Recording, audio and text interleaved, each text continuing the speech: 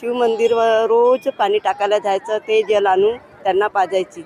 तेव्हापासून त्यांचं पाय धीरे धीरे 8 दिवसात बरं झालं. आज पळसोनी येथे शिवपुराण आहे. शिवपुराणाचा दुसरा दिवस आहे. त्यानिमित्त जे भाविक आलेले आहेत ते आपण भाविक कुठून आले त्यांच्याकडून जाऊन घेऊया. तुम्ही कुठून आले सर?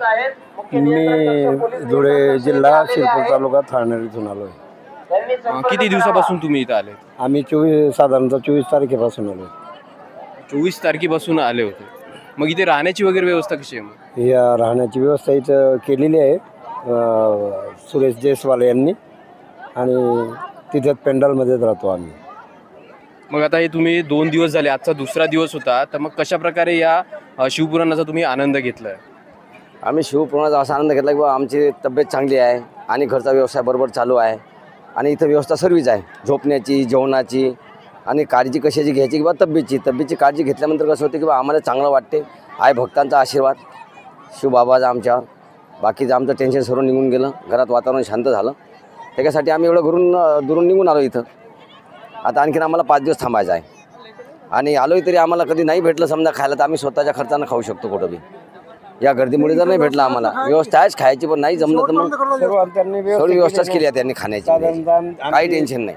आम्हाला जर खायचं असलं फळ फ्रूट आम्ही इकडे येतो, नंतर मग जेवणाला जातो आम्ही तिथं 7 वाजायला 8 वाजायला. आणि आमची एक नव्हे 7वी कथा आहे ही. अच्छा, याच्या आधी म्हणजे किती कुठच्या ठिकाणी तुम्ही अटेंड केले? याच्या आधी आम्ही धुळ्याला 5 दिवस राहिलो, नंतर तिथून आम्ही जळगावला 7 दिवस राहिलो, तिथून आम्ही नाशिकला राहिलो 7 दिवस, नंतर अमरावतीला राहिलो 5 दिवस, तिथून पंढरपूरला 7 दिवस राहिलो, नंतर चाळीसगावला 7 दिवस राहिलो, नंतर तिथून इथं यवतमाळला आलो. तर सर्व ठिकाणी आमची काही तारांबळ झाली नाही. मस्त एकदम फर्स्ट क्लास जेवण खावण, सर्व सोयी, संडास बाथरूम सर्व व्यवस्थित. तुम्हाला कसा अनुभव आलेला आहे याचा शिवपुराण कथेचा? माझी 6वी कथा आहे. याच्या आधी मी शिवरची पहिली कथा, बैतूलची 2री, छिंदवाड्याची 3री, नागपूरची 4थी, अमरावतीची 5वी आणि ही माझी 6वी कथा आहे. खूप छान. जे आपण मागितलं त्या पेंडॉलमध्ये बसून पूर्ण मनोकामना पूर्ण होतात. हा अनुभव मी या कथेतून घेतला. याच्या आधी तर कधी नाही केलं असं. पण वाटते का जे मागितलं, प्रदीपजी मिश्रा जे बोलते ते सत्य बोलते. ते आम्हाला तर असं वाटतं की डायरेक्ट ते शंकरावरून त्यांच्या आत्म्यामध्ये बोलत असतात, असा अनुभव आहे. छान. इथे पण चांगली सुविधा केली पब्लिकसाठी. छान त्यांनी कार्यक्रम ठेवले. ही पहिलीच कथा अशी पाहण्यात आली की पब्लिकसाठी त्यांनी कार्यक्रम ठेवण्यात आले. भटकले नाही पाहिजे इकडे तिकडे म्हणून. शांतता, पद्धतशीर, स्वतः येऊन रात्री त्यांनी कार्यक्रम बँड आणला आणि जयस्वाल साहेबांनी, त्यांची मिसेस, आणि छान नाचले ते. छान कार्यक्रम आहे त्यांचा, पहिल्यांदाच पाहण्यात आला.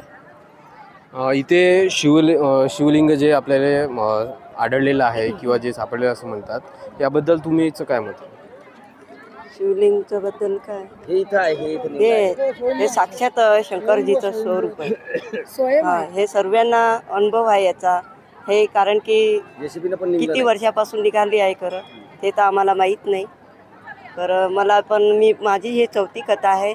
मला पण हे शिवकथापासून पुष्कळ माझा आराम आहे, खूप सुख आहे आणि शांती पण आहे. माझा परिवार पण सुखी शांतीला आहे, सर्वांना सुखी येते व असं वाटते तर महाराजीच्या आत्म्यामध्ये शिव भोलेनाथच बोलत असते, असंही आहे. धन्यवाद. तुम्हाला काय अनुभव आलेला?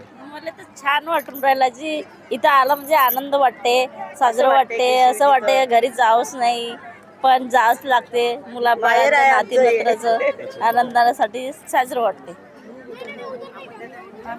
आजचा तुमचा कथा, आज जी कथा झाली त्या कथेचा आजचा अनुभव कसा आला होता? म्हणजे महाराजांनी कशाबद्दल आज सांगितलेलं आहे? आजच्या कथेबद्दल शंकराच्या याच्यामध्ये त्यांनी वेगळे अनुभव दिले लोकांना. कारण की लोकांना जे पटतं तेच ते बोलतात. कारण की लोकांची भावना असते, भावनाच्या याच्यामध्ये लोकांना कसं पटवायचे हे त्यांना नक्कीच माहीत आहे. नामदेवाचे उदाहरण दिलं, गुरु नानक साहेबांचे उदाहरण. कुठल्याही देवता असा भेदभाव केला नाही, सर्व देवतांचे त्यांनी अनुभव घेतला आहे.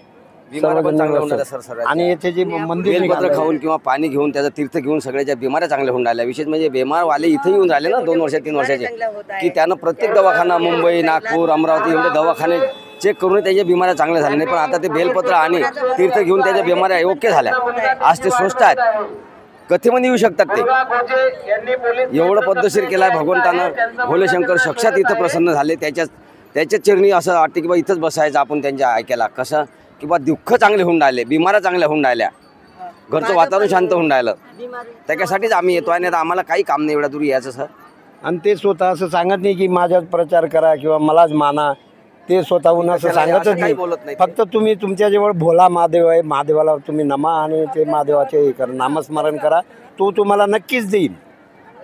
असं हे महाराज हे प्रत्येक कथेमध्ये सांगतात की 1 लोटा जल द्या, अर्पण करा. तर याचा तुम्हाला कसा अनुभव आला? अनुभव आलाच ना आम्हाला. एक जलचा अनुभव आला. जे बिमाऱ्या होत्या आमच्या, ज्या पूर्वीच्या बिमाऱ्या होत्या, त्या सर्व बिमाऱ्यामध्ये झालं, सक्सेस झालं.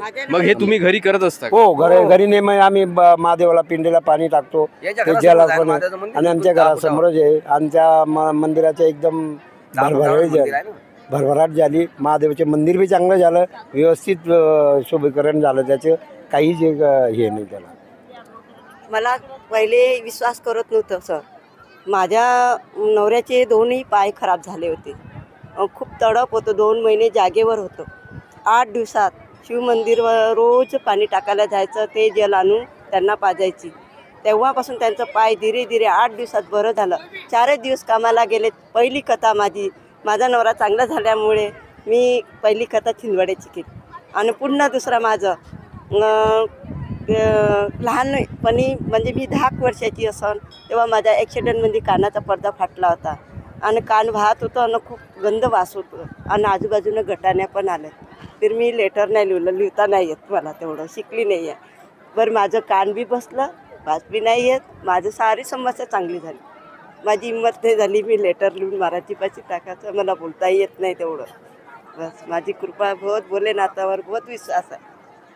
असं वाटते की कुठे बी गेलं तर भोलेनाथ विश्वास उतरूनच येते. हे आमचं माहेर आहे. तर आपण अशा प्रकारे भाविकांच्या प्रतिक्रिया जाणून घेतल्या. आणखीन देखील भाविकांच्या काय प्रतिक्रिया आहे ते आपण जाणून घेऊया.